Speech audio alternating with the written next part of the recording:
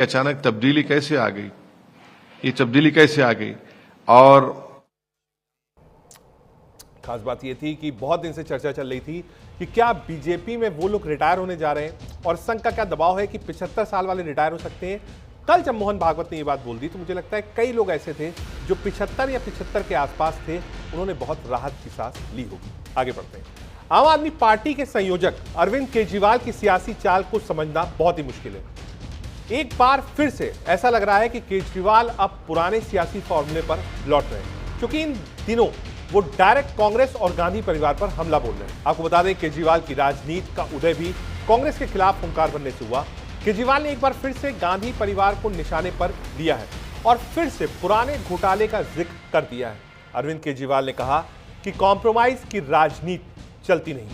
आपको लगता है कि अगर बंद कमरे में आप कॉम्प्रोमाइज कर लो और जनता को पता नहीं चले, ऐसा होता नहीं, सब पता चल जाता है। जनता बेवकूफ नहीं है।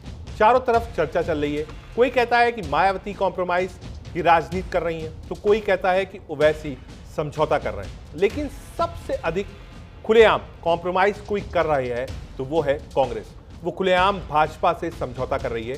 केजरीवाल ने यह भी कहा कि नेशनल हेराल्ड एक ओपन एंड शट मामला लगता है, हमें तो बिल्कुल फर्जी मामलों में जेल भेजा गया, लेकिन गांधी परिवार का कोई भी व्यक्ति जेल नहीं गया। क्या कुछ कहा था अरविंद केजरीवाल ने, एक बार सुनाते हैं। आपको ये लगे कि पीठ पीछे बंद कमरे में कोई कॉम्प्रोमाइज हो जाएगा और जनता को पता नहीं चलेगा, ऐसा होता नहीं है। सब पता चलता है जनता को। जनता बेवकूफ थोड़ी है। आज चारों तरफ चर्चा रहती है।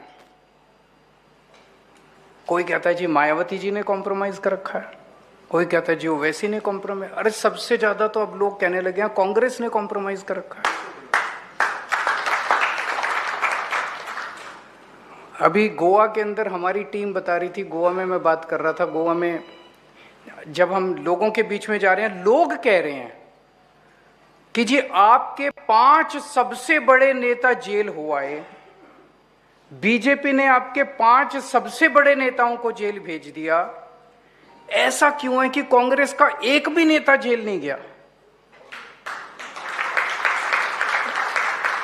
भाई ये इतना शोर मचा रहे हैं, नेशनल हेराल्ड हो गया, नेशनल हेराल्ड हो गया, नेशनल हेराल्ड हो गया। मेरे को नहीं पता क्या है नेशनल हेराल्ड।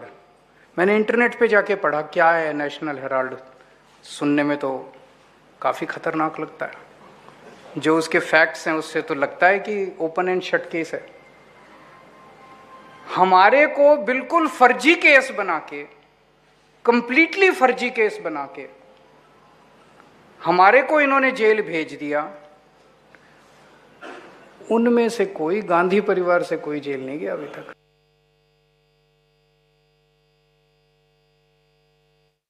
दिल्ली में चुनाव हारने के बाद मुझे लगता है वो ये पराजय बर्दाश्त नहीं कर सके। जब चुनाव में कोई जीतता है, कोई हारते हैं,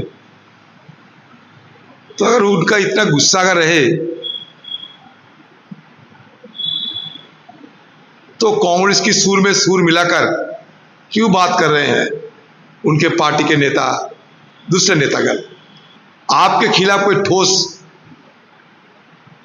वजह हो सकता, कोई ठोस कारण हो सकता जिसके चलते उनको हिरासत में रहने पड़े।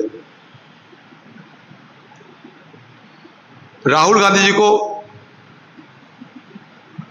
53-54 घंटे सवाल जवाब किए थे ईडी वालों ने, और मैडम सोनिया गांधी जी को भी नहीं बख्शाया गया।